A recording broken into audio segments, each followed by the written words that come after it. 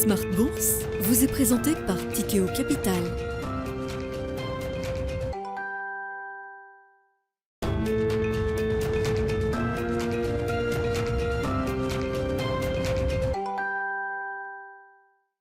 Bonjour à tous et bienvenue dans Smart Bourse. Smart Bourse, votre rendez-vous bourse 2 fois par jour en direct sur Bismart à midi et demi. Tout d'abord, une demi-heure pour décrypter la tendance à la mi-journée avant la grande édition du soir où nous passons en revue les actualités politiques, économiques mais surtout financières dans Smart Bourse. Je vous rappelle que Smart Bourse est visionnable sur bismart.fr mais que vous pouvez également nous écouter en podcast sur toutes les plateformes de podcast. Et au sommaire de cette édition de Smart Bourse, l'inflation reste solide aux États-Unis au mois de janvier. Après les indices CPI publiés la semaine dernière, l'indice PCE, l'indice le plus suivi par la Fed, vient confirmer cette semaine une progression plus forte qu'attendue par le consensus, donc de la progression des prix aux États-Unis.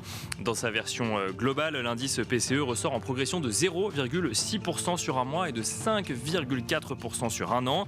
Dans sa version core, à savoir donc hors alimentation et énergie, l'indice PCE ressort là aussi en progression de 0,6% sur un mois et en progression de 4,7% sur un an. La décélération de l'inflation aux États-Unis après le pic en juillet dernier semble donc s'effectuer à un rythme plus lent que prévu, avec même un risque identifié par le marché de voir peut-être l'inflation core dépasser l'inflation globale. Dans le sillage de la publication de la statistique, on voit les marchés actions orientés à la baisse et la partie longue des trésoreries repartir à la hausse. Nous commenterons en plateau dans un instant le contexte dans lequel se trouve actuellement l'économie américaine et l'anticipation des marchés en matière de taux terminal de la Fed. Nous reviendrons également sur la saison des résultats encore en cours, avec notamment un focus sur les valeurs industrielles françaises qui tirent leur épingle du jeu sur les dernières séances. Saint-Gobain affiche par exemple aujourd'hui la plus forte hausse du CAC 40, portée par des résultats au-delà des attentes en 2022, avec notamment un résultat opérationnel en progression de plus de 18% pour atteindre un record à 5,34 milliards d'euros. Le groupe vise un résultat en ligne avec son plan stratégique pour 2023. Les valeurs industrielles qui, on le disait, donc, sont bien orientées dans l'ensemble. Aujourd'hui, hier également, Bouygues a lui aussi fait état de bons résultats en 2022. Stellantis a de son côté annoncé il y a 2 jours un résultat net record sur l'année dernière. Des résultats qui pourraient peut-être venir accréditer le scénario d'un moment Europe sur les marchés et notamment pour les éléments les plus value de la cote. Nous pourrons aborder le sujet dans un instant dans Planète Marché. Et puis enfin, dans le dernier quart d'heure de Smart Bourse, dans Marché à thème, nous ferons un peu de décryptage économique avec Michel Ruimi, économiste chez SPAC. Il reviendra sur le fonctionnement de la retraite par répartition en France, à l'heure où les débats sur la réforme des retraites n'ont pas permis d'aboutir à un vote sur le texte à l'issue du délai de première lecture. On se retrouve tout de suite dans Smart Bourse.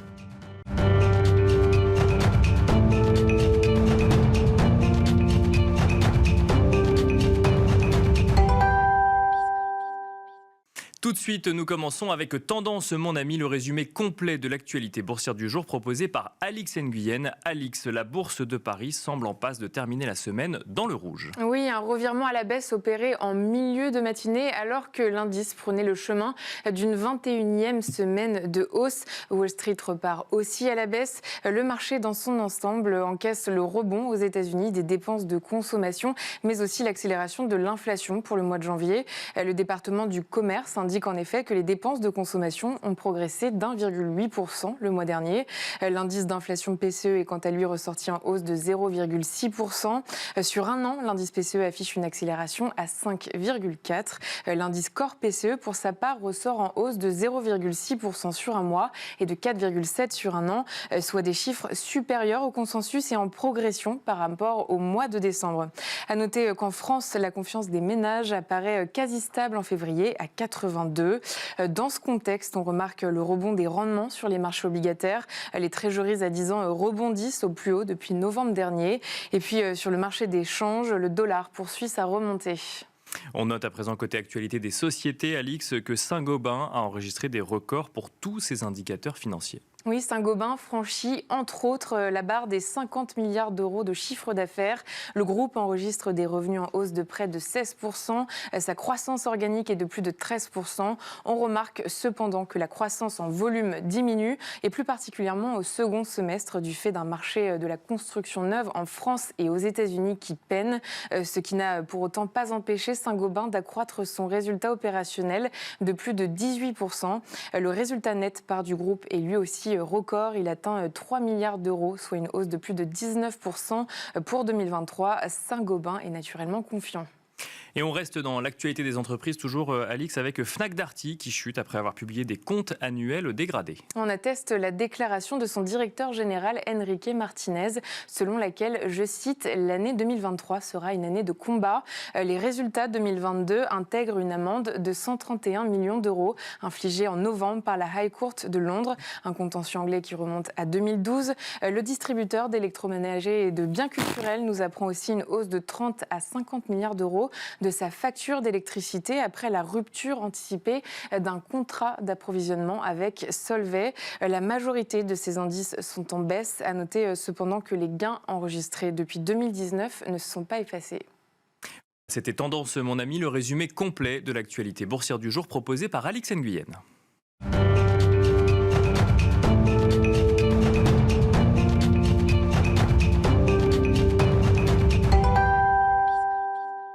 Et c'est parti pour Planète Marché. Nous avons une quarantaine de minutes ensemble pour tenter de décrypter l'actualité politique, économique et surtout financière dans Smart Bourse. Ce soir, nous avons le plaisir d'être accompagnés par Sophie Chevelier. Bonjour Sophie Chevelier. Bonjour.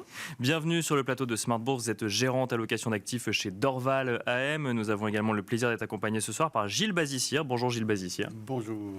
Vous êtes président d'Equity GPS et nous avons le plaisir également d'être accompagnés par Xavier Patrolin. Bonjour Xavier Patrolin. Bonjour. Vous êtes président d'Albatros Capital. Alors, nous allons tenter de décrypter ensemble l'actualité financière, ou en tout cas l'actualité économique et son incidence sur l'actualité financière. On va commencer avec vous, Sophie Chevelier. Depuis les indices CPI publiés la semaine dernière, les marchés attendaient la publication de l'indice PCE, notamment sa version Core, indice dont on estime qu'il est le plus suivi par la Fed dans son suivi de l'inflation. Et mécaniquement, on se rend compte que les craintes du marché sont confirmées. L'inflation est peut-être un petit peu plus résistante, persistante que prévu aux États-Unis. Oui, donc effectivement, les derniers chiffres ont confirmé les chiffres de Core PCE, donc qui est effectivement le chiffre qui est suivi par la Banque centrale de la Réserve fédérale, ont confirmé les mauvais chiffres de CPI qu'on avait eu d'ores et déjà la semaine dernière. Ce qu'on observe, c'est effectivement une inflation dans les services qui reste extrêmement fort, et même quand on sort la problématique des loyers, puisqu'on savait en fait que l'immobilier, en tout cas l'indicateur immobilier américain, qui n'est pas juste les loyers, mais l'indicateur immobilier américain était très très élevé, mais a commencé à refluer. Mais même hors immobilier, on est sur des niveaux qui sont toujours très élevés et au-dessus des attentes, aux alentours de 5%. Donc c'est un niveau qui reste inconfortable. Je pense que c'est quelque chose qui marque la fin d'une phase, c'est-à-dire qu'effectivement, on a eu une phase de désinflation assez forte qui a commencé l'été dernier et qui venait des questions d'offres, puisqu'on a eu deux composantes dans l'inflation. La composante offre, avec tous les goulets d'étranglement qu'on avait hérités, dont on avait hérité pendant la période Covid. Et maintenant, on est vraiment dans la composante demande. Donc on se rend compte qu'il ne suffisait pas d'agir simplement sur le volet offre pour voir l'inflation baisser mécaniquement. Exactement. Et je dirais que ce qui est relativement inquiétant, en tout cas dans cette composante, c'est que depuis, on a des taux réels aux États-Unis à 10 ans qui sont remontés aux alentours de 1,5%, donc le niveau le plus élevé sur la décennie. Depuis maintenant le mois de septembre, donc ça fait déjà plusieurs mois, et pour autant on ne voit pas encore aujourd'hui d'impact significatif sur la demande. Donc forcément, ça ramène à des considérations de révision en hausse des anticipations du taux terminal de la Fed. Les indicateurs, donc le WIRP qui suit les anticipations de hausse de taux, était il y a encore pas si longtemps aux alentours de 4,8, et là on est remonté à 5,4. Et effectivement, le consensus est en train de glisser avec une idée un peu que 6 serait peut-être le nouveau 5. D'accord. On est en train de glisser. Donc maintenant, on ose prononcer 6. Voilà. On ose prononcer 6. 6, c'est peut-être le nouveau 5. En tout cas, il y avait un certain nombre d'académiciens, d'observateurs économiques qui le disaient déjà depuis un petit moment, mais c'est vrai que les marchés avaient adopté une position, entre guillemets, plus dovish. Et on est en train de réviser. Donc, bien sûr, comme on le sait, les tensions obligataires... Parce que dans votre scénario à vous, dans votre lecture du marché, effectivement, le fait que les premiers chiffres d'activité aux États-Unis depuis début janvier montrent plutôt la robustesse de cette économie, que l'inflation reste persistante, la résilience de l'économie, ça alimente cette idée que la Fed pourrait aller jusqu'à 6 pour coûte que coûte pour faire baisser cette inflation aux États-Unis. Alors coûte que coûte, voilà, pas à n'importe quel prix non plus. Je pense pas que.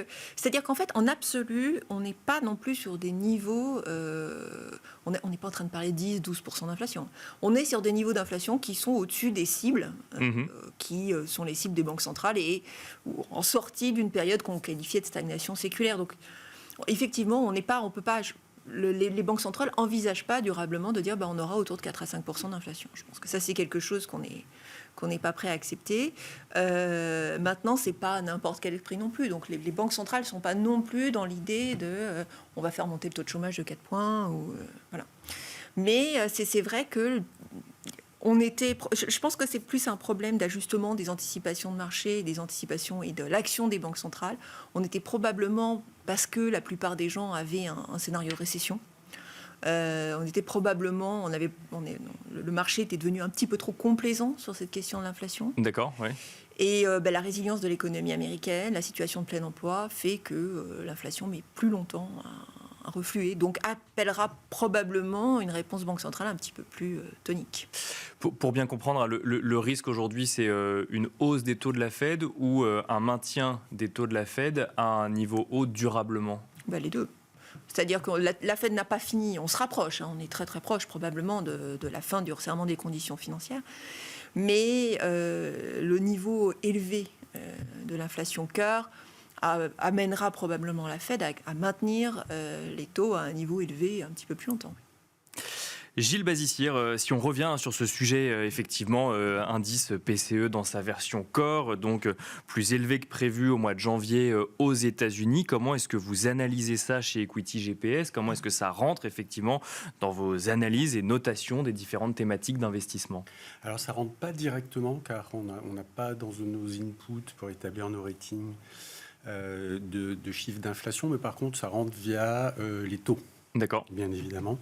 Et là, on a vu la partie longue des trésoreries aux États-Unis rebondir depuis quelques heures. Oui. Tout à fait. Et alors, sur cette surprise, parce que c'est une surprise par définition, ce n'était pas prévu, sinon le marché ne serait pas dégradé et bien sûr, les taux longs ne seraient pas montés.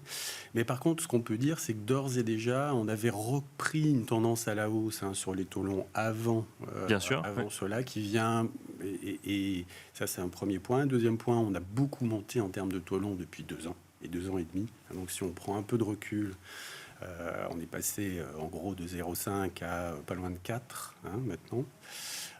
Ça a été largement gommé par le tsunami de cash, le tsunami de dépenses budgétaires, ainsi que le QE des banquiers centraux. Et là, maintenant, on est en phase de normalisation des politiques monétaires d'une part, et on est en phase d'arrêt de QE et de début de quantitative tightening. Et donc, toute mauvaise surprise sur le front de l'inflation va rappeler un petit peu au marché, et avec des conséquences plutôt négatives sur l'évolution des cours. Que la bataille n'est pas finie et qu'on ne passe pas de quantitative easing à quantitative tightening facilement ni en peu de temps.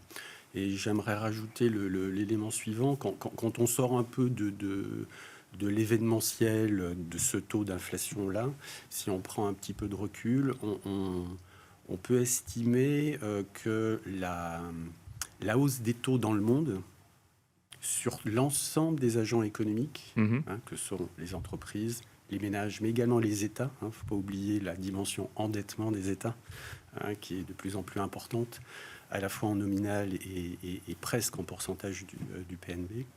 On va passer, en 3 ans, de 2020 à 2023-2024, on va passer d'une ponction de frais financiers de 12% du PNB mondial, à peu près, représentant l'équivalent de 12% du PNB mondial, à quelque chose comme 16% du PNB mondial.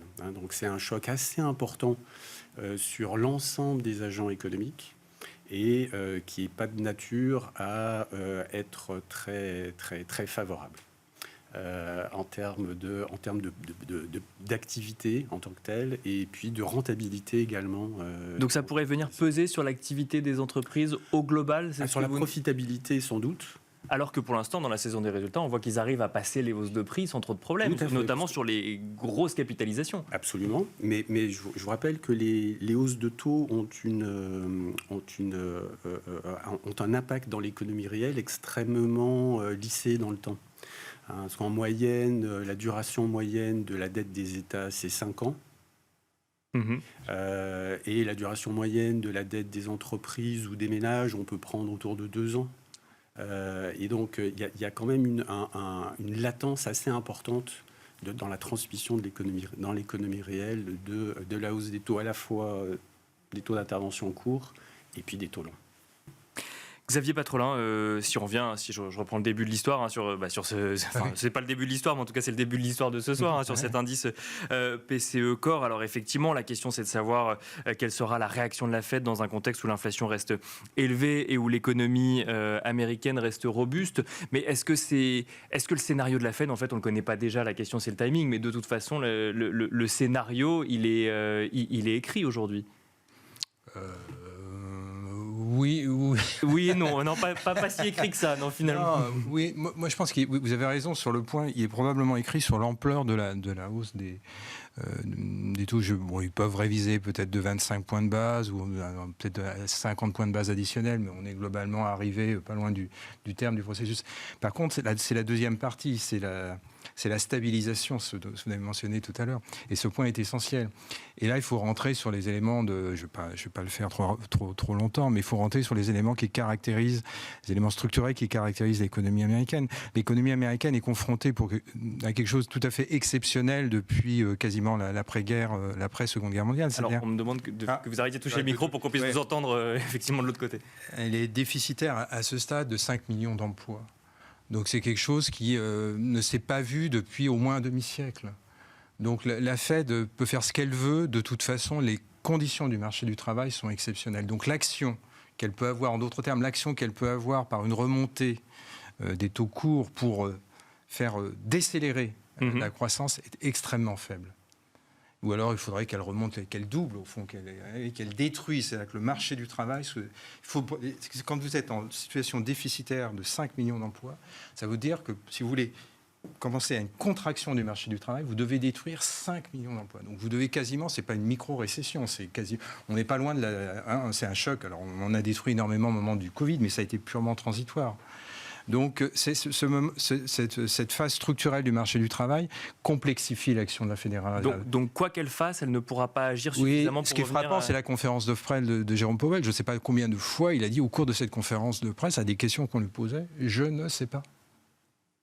Donc on ne va pas faire ici, on ne va pas dire qu'on sait à la place de Jérôme Powell. Bien sûr. Non, mais on essaie de comprendre les dynamiques. Et donc je pense que le mouvement de hausse des taux a probablement eu lieu. Par contre, la phase qui suit est rempli d'incertitudes, parce qu'on ne connaît pas tout à fait la trajectoire de reflux de l'inflation core. Et on va être dans une situation tout à fait paradoxale, c'est-à-dire qu'on va avoir une inflation core qui va être extrêmement résistante et une inflation agrégée qui, elle, va continuer à décroître par le choc notamment sur les matières premières. Ma théorie, c'est pas une théorie, c'est que tout choc pétrolier, en tout cas aux États-Unis, est suivi d'un contre-choc pétrolier. Donc on va avoir cet impact-là. Par contre, le retard qu'a pris la Fédérale Réserve au cours de l'année 2021, ça reste dans l'activité économique.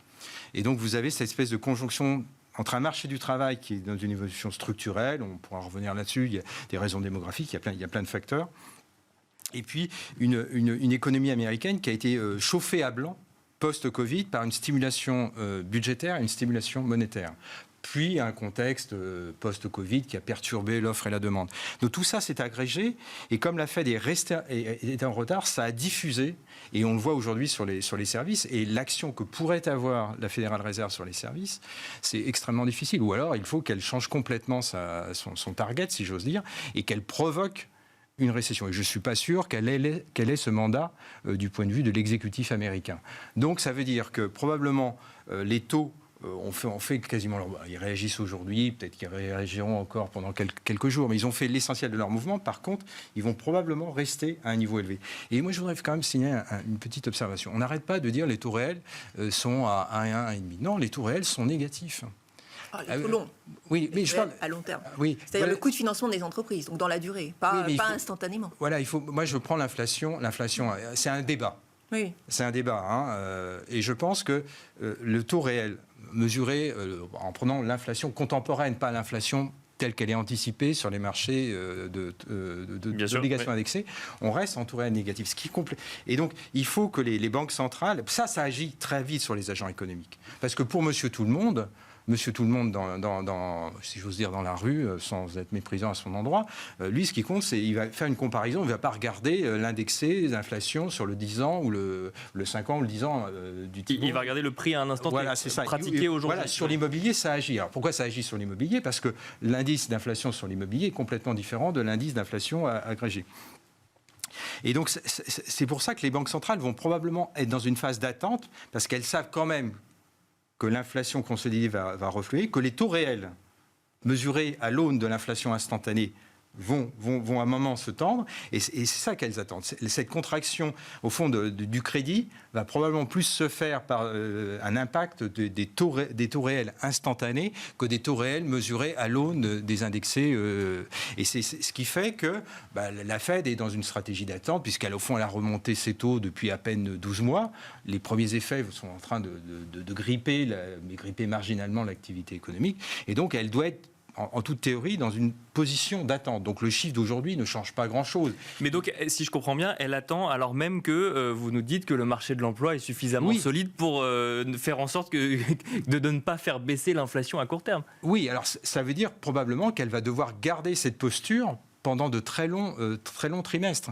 C'est-à-dire que classiquement, entre le point haut de la hausse des taux et la phase de retournement, la première baisse des taux, les périodes étaient très rapprochées sur les décennies passées. Tout simplement parce qu'on était dans un cadre d'un marché du travail qui était surcapacitaire. Là, il est sous-capacitaire. Il est en situation pénurique. Donc ça va forcément changer son comportement monétaire à partir de cet instant. Et donc ce qui est plus important pour le marché, c'est la phase le plateau que l'on risque d'avoir. Et ce phénomène, on va le rencontrer aussi en Europe. Donc c'est ça qui va introduire des biais. Et d'où le fait qu'à mon avis, les marchés se trompent. C'est ce que j'ai mis dans mon petit laïus que je t'ai envoyé tout à l'heure. Le marché, en voyant l'inversion de la courbe des taux, le marché pense qu'il y a une anticipation récessive. Je ne le crois pas. On est dans un changement de régime d'inflation, donc ça ne vaut pas. L'inversion de la courbe des taux, c'est pertinent. En valeur d'anticipation de récession, c'est pertinent un régime d'inflation stable. Quand vous êtes en modification, là, globalement, les gestions obligataires à travers le monde sont ravis de trouver enfin des taux. Ça fait une décennie qu'elles ont été sevrées de taux raisonnables, si j'ose dire. Elles étaient à des taux quasi nuls ou très très faibles. Il y a l'ensemble des assets allocateurs dans des grandes institutions financières qui sont ravis d'aller acheter du T-bond à 4% ou de l'EAT française à 3%. Quel que soit... Il y a beaucoup de sujets effectivement là-dedans, et notamment sur le marché du travail. Mais juste avant, Sophie Chevelier, alors effectivement, moi, quand on parle d'inversion de la courbe des taux, mécaniquement, scolairement, on y voit un spectre récessif, une anticipation de récession. Est-ce que vous le voyez aussi, ou est-ce que vous partagez ce que dit Xavier Patrolin, qu'effectivement le contexte est peut-être un petit peu différent cette année ou en ce moment ? Moi, je partage assez votre point de vue sur le changement de paradigme. C'est-à-dire qu'on sort d'une décennie qu'on qualifiait de stagnation séculaire, où le principal problème de policy mix, c'est-à-dire politique budgétaire, politique monétaire, était de soutenir la demande. Et c'est vrai que par la force du marché du travail, ça n'est plus du tout l'enjeu aujourd'hui. Donc on a un changement de grille de lecture, et c'est vrai que nous ne considérons pas le message. En tout cas, il y a un problème dans la courbe des taux aujourd'hui. pour nous, c'est pas un message. Le message n'est pas pertinent. Donc c'est plus les taux qui se trompent plutôt que les marchés actions non, où tout le monde peut se tromper. Alors d'abord, tout le monde peut se tromper. Oui, d'accord. J'irai pas dire que les taux se trompent, mais les taux se positionnent ou bien en anticipant une récession proche. Alors, la plupart des enquêtes mettent encore un consensus pour 60% de récession d'ici la fin de l'année. Donc, se positionne. Oui, ça reste un scénario. Ça reste le scénario central de la plupart des investisseurs. Ce n'est pas le nôtre, mais ça reste le scénario central de la plupart des investisseurs. Donc, ou bien pour ça, ou bien regarde un petit peu plus long terme en se disant ce que l'on a devant nous, ça ne peut être qu'un retour à la stagnation séculaire. C'est-à-dire que de toute façon, si on se positionne, si on passe cette espèce de période de tension, etc., la normalité derrière, c'est un retour à la stagnation séculaire. Donc un retour à l'avant.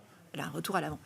Ce qui, de par le changement de paradigme, s'il n'est pas contredit par des politiques d'offres sur l'emploi qui vont peut-être rouvrir les vannes de l'immigration aux États-Unis, c'est un vrai sujet, est vraiment questionnable. C'est-à-dire que c'est vrai qu'aujourd'hui, on est appelé à se poser des questions sur l'emploi plus profonde, auquel on répondra dans la durée. Mais c'est vrai qu'on a l'impression effectivement qu'il y a un véritable changement de paradigme et qu'aujourd'hui, c'est mal appréhendé par la courbe des taux. Un petit point, j'entendais sur ce plateau qu'effectivement les chiffres de l'emploi aux États-Unis, il y avait peut-être un biais lié à leur solidité qui était l'effet météo tout simplement et des emplois saisonniers qui auraient été maintenus plus longtemps que... Non, c'est corriger des saisonnalités, les stats américaines, mais je n'ai pas d'avis sur cette... Vous n'aviez pas trop là, ça ne suffirait pas à expliquer... Non, parce qu'il y a un tel manque. La modification du marché du travail à laquelle on constate, le caractère pénurique, a commencé au milieu des années 2010.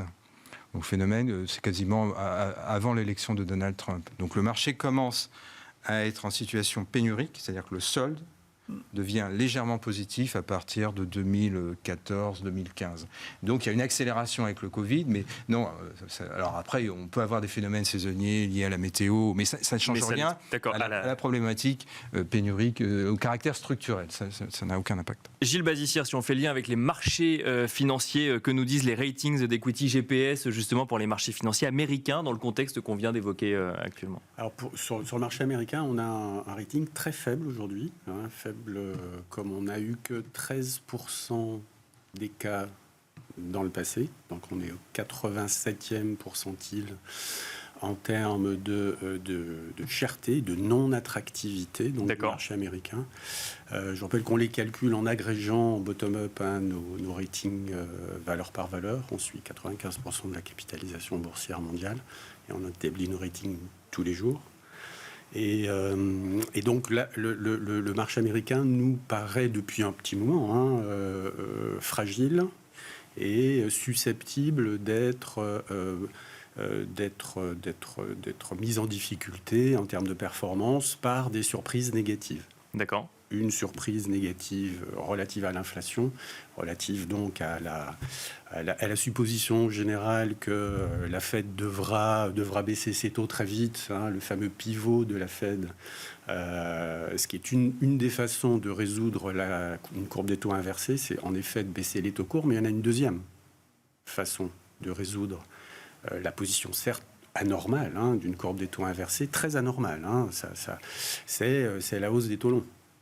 Voilà. Dans les deux cas, on stabilise la courbe, oui c'est ça. Et mais ou en tout cas on la fait redevenir normale, ce qui est puissamment incitatif pour l'activité économique et les comportements de tous les agents économiques et des investisseurs également, d'avoir une courbe des taux normale. Courbe des taux inversée, ça perturbe tout. Les investisseurs se détournent des investissements productifs à risque qui financent la croissance de demain pour des investissements non risqués. Qui rapportent beaucoup à court terme ou plus.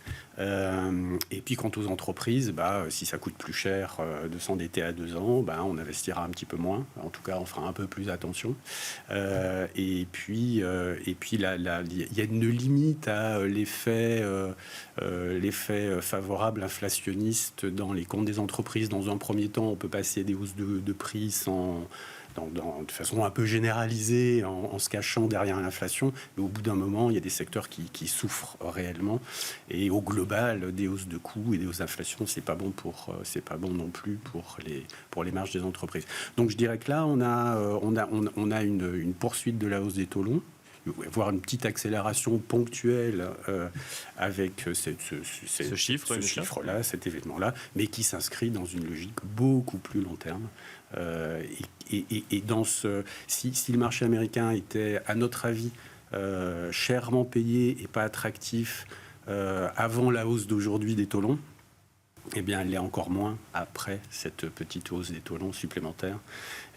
Et donc, nous, on est assez réservé de façon générale et générique. Bien sûr, à l'intérieur du marché américain, il y a des tas de situations différentes. Il y a beaucoup de valeurs qu'on préfère à beaucoup d'autres qu'on n'aime pas du tout.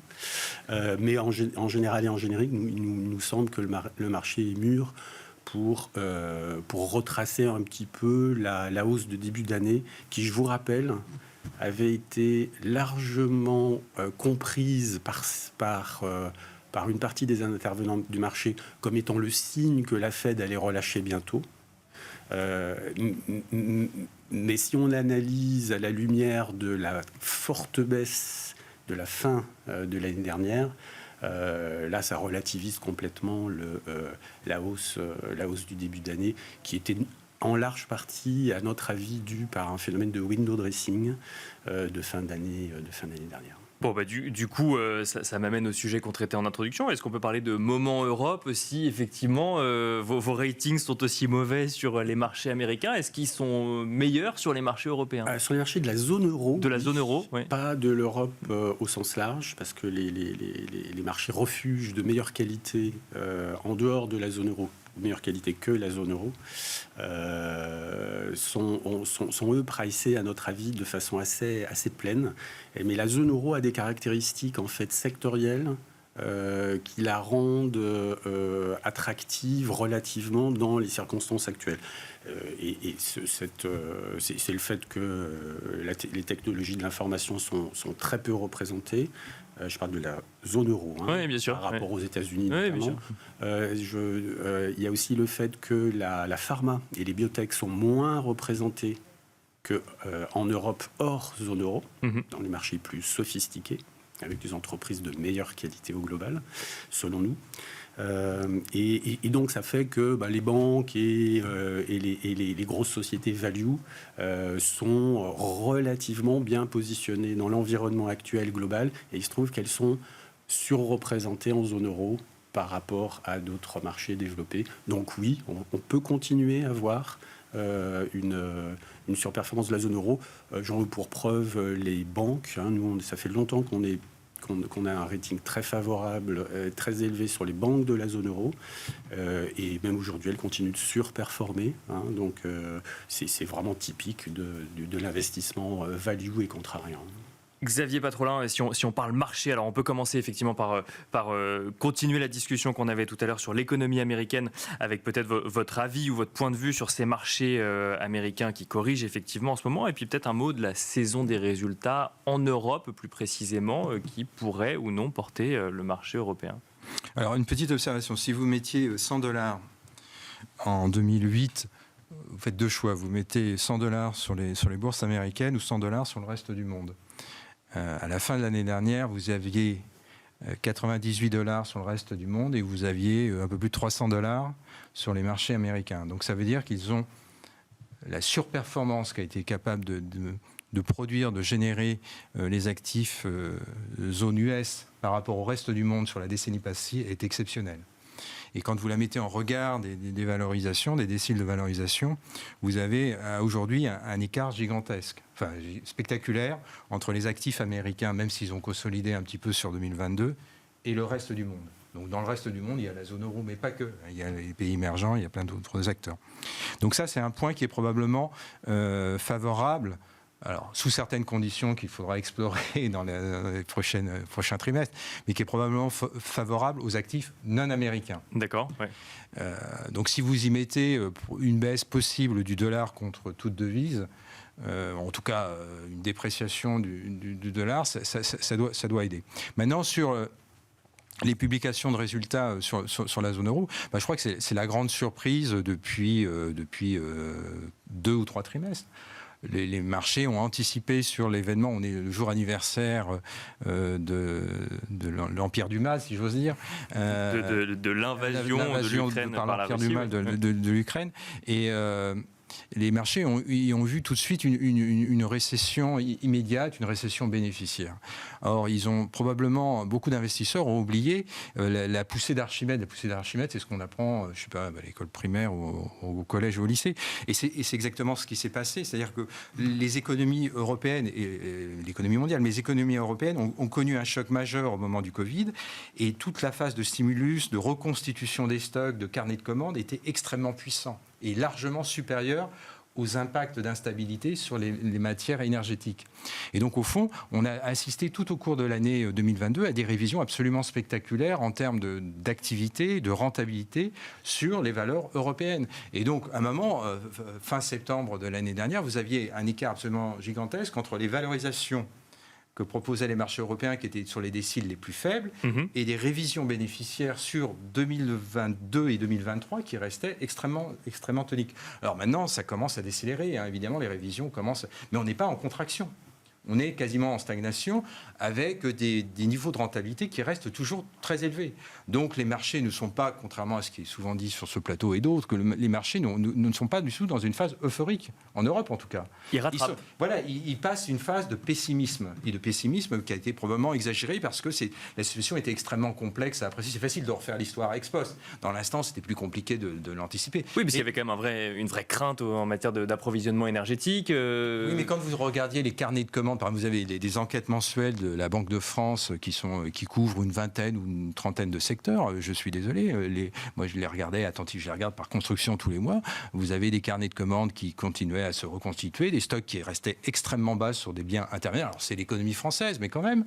Donc comme vous avez des stocks bas et des carnets de commandes qui montent, quand bien même il y a des chars à 2 heures de Paris, des chars russes, non, ça continuait. Donc cet élément-là était prédominant par rapport aux impacts. Alors maintenant, ça va commencer à gripper parce que les stocks se sont reconstitués, les carnets de commandes commencent à refluer, mais il n'y a pas un effondrement, il n'y a pas un risque. On est dans une phase de normalisation. On était dans une économie de redressement, de reconstitution, de rétablissement, et on va rentrer progressivement dans une phase de normalisation, mais sur des niveaux d'activité et des niveaux de rentabilité qui ne sont pas très très inquiétants à ce stade. Peut-être que quand on se revoit dans un an, les choses auront complètement changé. Mais on n'a pas des stocks extrêmement élevés. Il y a encore des secteurs où les stocks sont assez bas. C'est moins vrai sur l'amont du cycle, c'est plus vrai sur l'aval. On a des carnets de commandes qui commencent à décélérer, mais je pense que le comportement de carnets de commandes et de stockage a probablement été impacté par ce qui s'est passé sur le Covid. Donc on peut s'attendre à ce que le niveau des stocks reste relativement élevé, parce que les gens vont vouloir avoir des stocks de précaution. Donc globalement, on a des déciles de valeur. Pour en revenir à son dada, si j'ose dire, à son activité. Ce que disait Gilles Bazissière à son activité au quotidien. On a des déciles de valorisation sur les marchés européens qui sont normalisés, mais qui ne sont pas inquiétants, qui ne présentent pas de surévaluation patente. C'est moins le cas, évidemment, sur les actifs américains. Sophie Chevelier, comment est-ce que vous regardez effectivement ces marchés financiers ? C'est vrai que on l'a pas encore évoqué, même si on l'entend souvent sur ce plateau. Le comportement des small et mid cap également qu'on attend. On a l'impression que tous les investisseurs de la place attendent le retour des small et mid cap, mais on les voit pas encore. Ça se traduit pas encore dans les indices ou dans les performances boursières aujourd'hui. Comment est-ce que vous analysez déjà la performance des marchés européens à l'instant où on se parle, notamment le plus haut du CAC 40 la semaine dernière, et la saison des résultats qui n'est pas encore terminée, mais presque. Alors beaucoup de questions dans la question. Oui, bien sûr. Donc très très simplement en fait, des anticipations très pessimistes sur la zone euro dans un contexte de crise.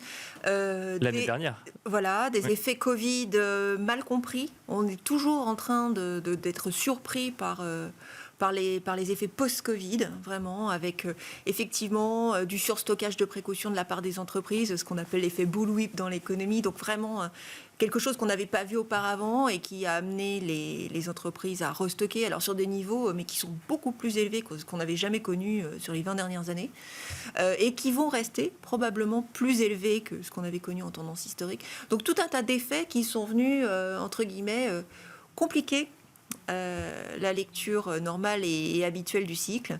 Donc plutôt effectivement, maintenant qui se matérialise plutôt par des bonnes nouvelles, avec, vous en faisiez mention, la question de l'inflation qui, dans cette première phase, a été plutôt positive pour les entreprises, puisqu'en fait, il faut se rappeler du contexte qui est pré-Covid.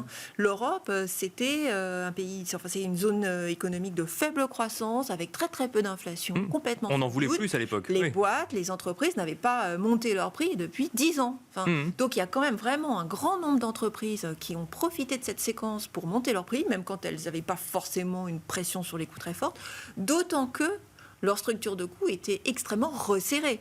C'est-à-dire qu'on sortait quand même d'une grande période de stress. La crise ukrainienne, enfin, tout le monde était extrêmement prudent, je pense, sur la gestion des entreprises. Donc, arrive cette période... il n'y avait pas que le sujet matières premières. Au global, effectivement, les coûts étaient resserrés. Oui. Absolument. Donc, on arrive sur une période où, finalement, ce n'est pas la fin du monde. L'activité reste plutôt bonne. Tout le monde passe des hausses de prix. Donc ça, c'est... Et puis, tout le monde restocke, etc. Donc, l'activité manufacturière très soutenue après cette phase-là. Et c'est vrai que ce qu'on observe, c'est aujourd'hui, alors il y a un an, effectivement, des stocks étaient très bas. Aujourd'hui, des stocks qui sont historiquement très, très élevés, avec des carnets de commandes qui sont encore assez nourris. Donc, une tendance qui va progressivement s'affaiblir sans s'écrouler. Mais c'est vrai que quand on regarde dans l'industrie manufacturière, il y a des stats qui sont sortis aujourd'hui au niveau européen. Il y a tranquillement encore 2-3 trimestres de visibilité carnet de commandes. Donc, ça va s'effriter au fil de l'eau, mais ça ne va pas s'écrouler. Donc, on est dans cette phase. Et c'est vrai que dans un marché européen qui n'était pas cher du tout. Alors, vraiment, rien à voir. Effectivement, la prime du marché américain, elle est stratosphérique rapportée au marché européen. Donc, effectivement, et le tout remis dans un contexte, il ne faut pas l'oublier non plus, d'une BCE qui, après avoir été d'un message BCE très hawkish, qui est devenu beaucoup plus dovish, avec un Villeroy de Gallo, avec une Christine Lagarde. Oui, non, mais on va être data dependent, on va faire vraiment attention aux données. Là, c'est notre dernière grosse hausse de taux, les 50 points de base. Après, on n'est pas sûr, on verra. Alors, contredit par les Allemands, mais enfin, au final, quand Christine Lagarde et Villeroy de Gallo disent ça, bon. Donc tout ce contexte-là, effectivement. Et puis là, on est un peu rattrapé par la patrouille parce que les mauvais chiffres d'inflation. Mais disons qu'on a eu de très bonnes surprises sur l'Europe et c'est vrai que c'est un petit peu une fenêtre européenne qui s'est ouverte. Alors après, si on parle small mid cap, on descend dans... Oui, bien sûr. C'est pas évident. C'est vrai que c'est compliqué. On a envie, c'est hyper garp, enfin donc c'est croissance à un prix abordable, ça fait 3-4 ans que les small cap direct, donc se payent de moins en moins cher, maintenant se payent quasiment moins cher que les large cap, donc il y a une envie d'aller réexplorer la classe d'actifs, mais le contexte de période de resserrement des taux n'est pas non plus super favorable, avec la perspective peut-être d'ici 2-3 trimestres d'avoir une économie qui finirait par atterrir de façon un peu plus... Donc c'est difficile, c'est tentant. Nous, c'est quelque chose qu'on aimait bien et qu'on a commencé à rentrer dans les portefeuilles, mais avec des résultats, somme toute, plutôt décevants. Et je pense que la réouverture chinoise a joué un rôle là-dessus aussi, parce que quand on joue la réouverture chinoise, c'est pas la demande locale européenne, c'est plutôt le CAC 40. C'est plutôt les LVMH et Total de ce monde. Sûr, oui. Et donc la lumière, entre guillemets, a plutôt été tournée à nouveau vers ces grands exportateurs qui avaient une réponse à offrir à une demande chinoise renaissante. Bon, il nous reste quelques secondes plutôt que minutes. On va commencer avec vous, Sophie Chevelier. Où est-ce qu'on va chercher la performance du coup sur les marchés aujourd'hui ?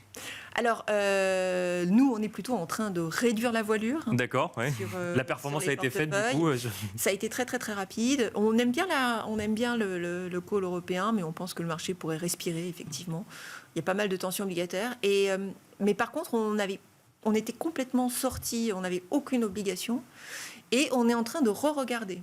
C'est-à-dire que la correction qui est en train de se matérialiser dans cette fin de phase de hausse de taux, du coup, on commence à revenir chercher, à se réintéresser à la classe d'actifs obligataires. Gilles Bazissière, même question rapidement. Où est-ce qu'on va chercher de la performance selon les ratings d'Equity GPS ? De la performance relative et pas nécessairement absolue. Bien sûr. Sur les actions, on pense également que le marché directeur étant de toute façon le marché américain, si on a une correction du marché américain, il sera assez difficile d'avoir au global d'autres classes d'actifs, actions générales et génériques qui progressent. Par contre, en zone géographique, on préfère, on trouve que les émergents sont très intéressants. Ils sont encore en bear market, hein, mais ça nous paraît relativement intéressant. Et puis, alors après, c'est des thèmes, des secteurs, et puis du bottom-up, hein, des valeurs en bottom-up. On ne peut pas tout dire en agrégeant.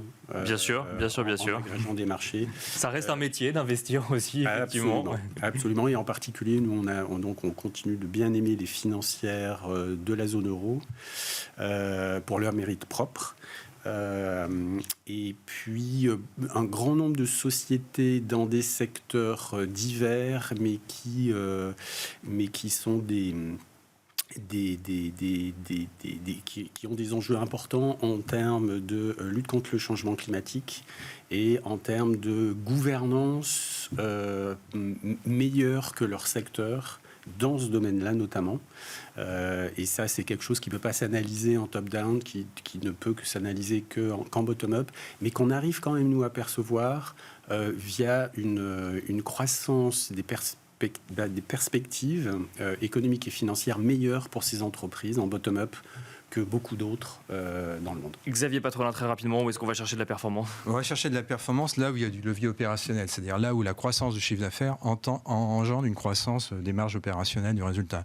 Donc il y a tout le secteur amont du cycle économique, tout ce qui est énergie, il y a évidemment les financières, il y a les biens de construction, et puis il y a, j'ai observé là, depuis ce début d'année, au moment des publications, énormément d'annonces de programmes de share buyback. En Europe en tout cas. Et donc ça veut nous dire quand même que les valorisations, malgré l'environnement de taux, les valorisations que propose un certain nombre de valeurs sont très intéressantes. Donc je conseille à nos auditeurs de bien regarder les programmes de rachat d'actions, de regarder en même temps les valorisations. Et souvent, on peut y trouver des opportunités. Donc là, je différerai un petit peu. Je pense qu'il y a encore beaucoup de segments de la cote qui réservent des potentiels en termes de croissance absolue et pas relative. On est loin, tous les secteurs value offrent encore de belles perspectives sur les prochaines années. Merci beaucoup Xavier Patrolin, président d'Albatros Capital. Merci Gilles Bazissire, président d'Equity GPS. Merci Sophie Chevelier, gérante allocation d'actifs chez Dorval AM. Merci à vous et on se retrouve tout de suite dans Marché à thème.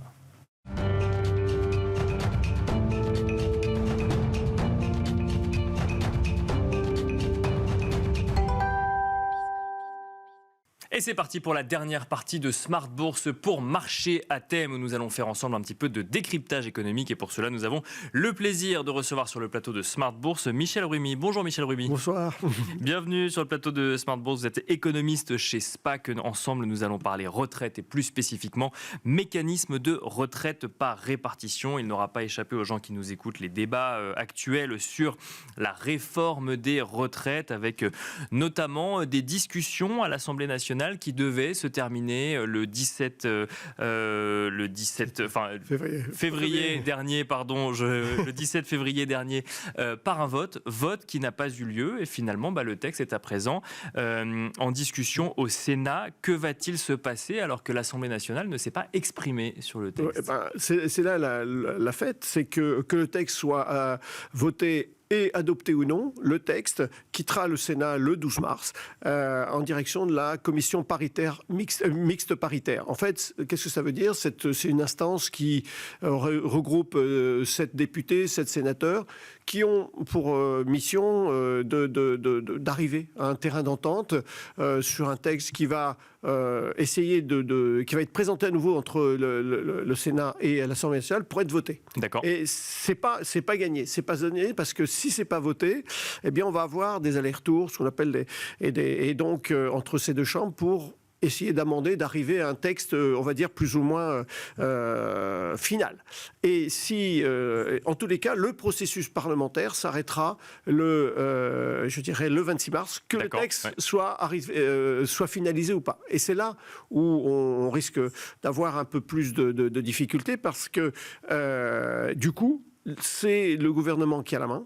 Et donc, du coup, il a 2 possibilités. Soit il fait passer la loi par ordonnance, donc c'est l'utilisation de ce qu'on appelle l'article 47.1, soit carrément il fait adopter cette loi par le 49.3, mais sans vote des parlementaires. Et donc là, ça peut arriver à certaines tensions, parce que du coup, en 49.3, c'est pas du tout l'approbation de... Surtout sur un sujet qui aura suscité autant de débats à l'Assemblée nationale, et pas que. D'ailleurs, si si on replace un petit peu dans le contexte, c'est pas la première fois qu'une réforme est engagée sur le sujet. Non, tout à fait. En fait, la première des choses qui a été, la première sensibilisation, ça a été le livre blanc de Michel Rocard, et ça remonte à près de 30 ans, avait attiré l'attention sur les conséquences du vieillissement, notamment sur le régime de retraite. Et il disait, en fait, il faut commencer à faire des réformes de régime de retraite parce que la vie, les personnes vivent de plus en plus longtemps, et donc il convient de faire. Et puis,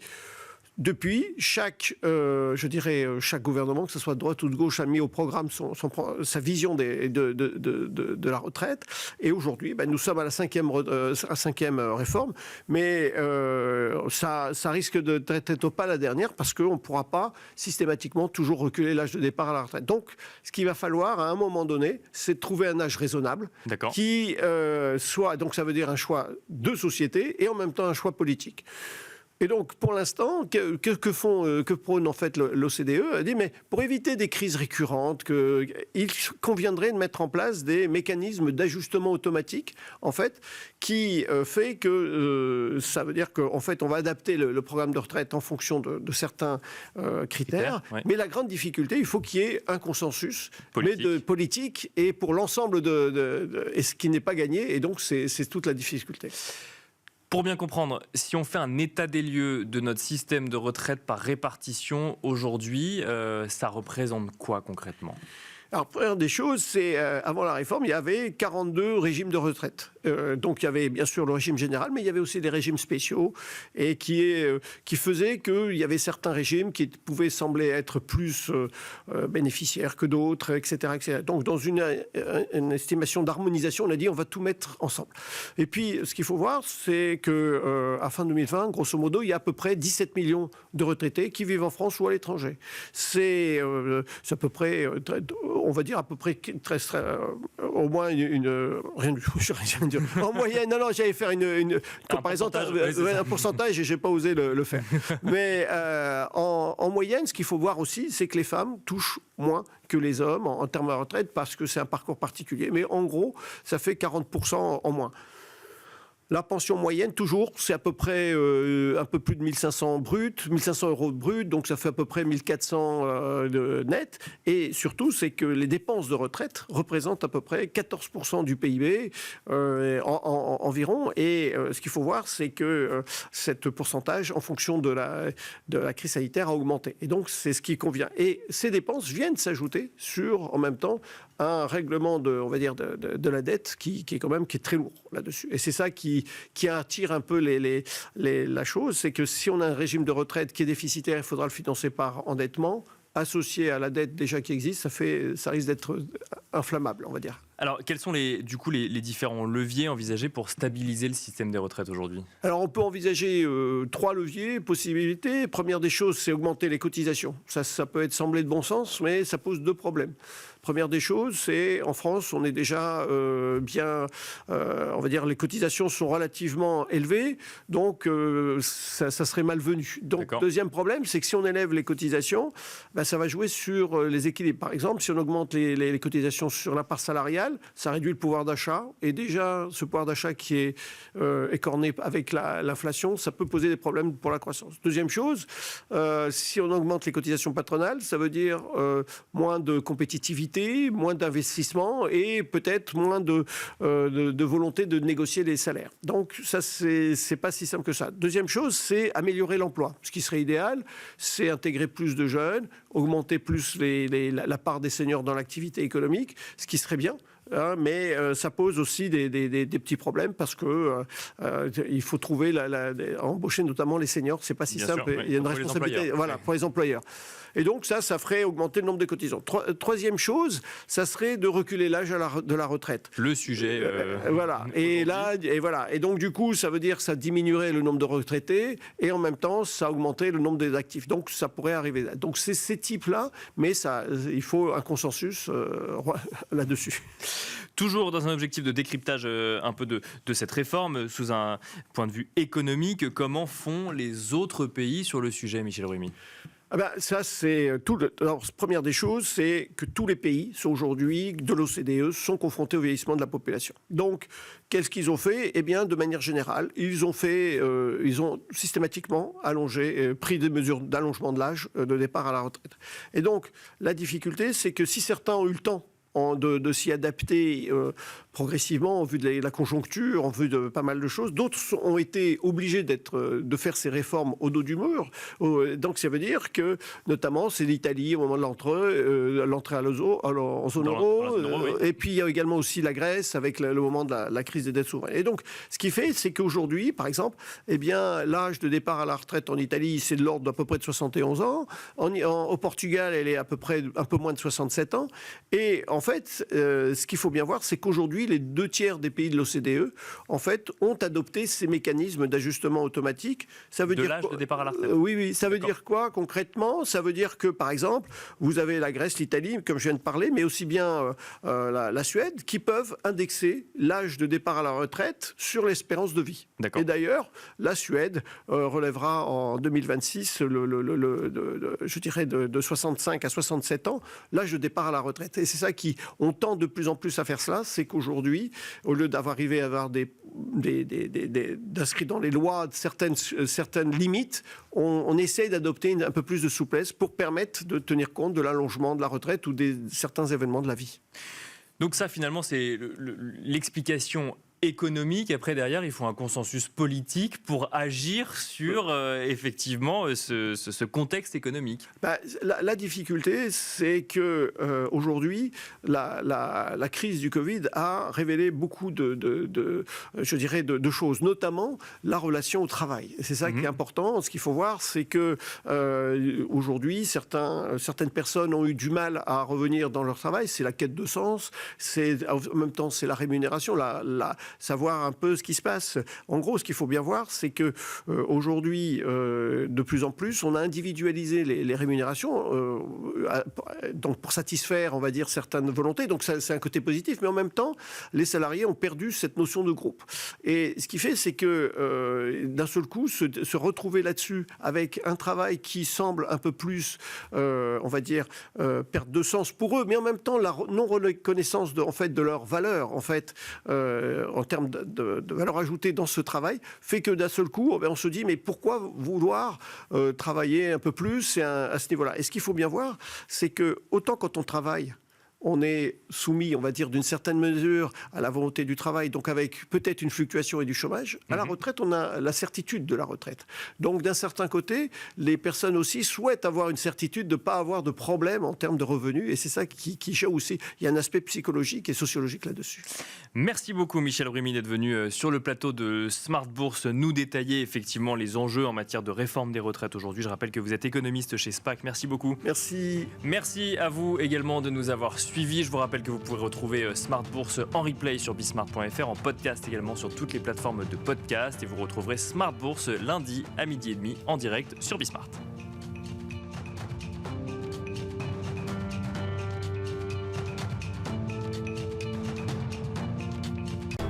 Smart Bourse vous a été présenté par Tikeo Capital.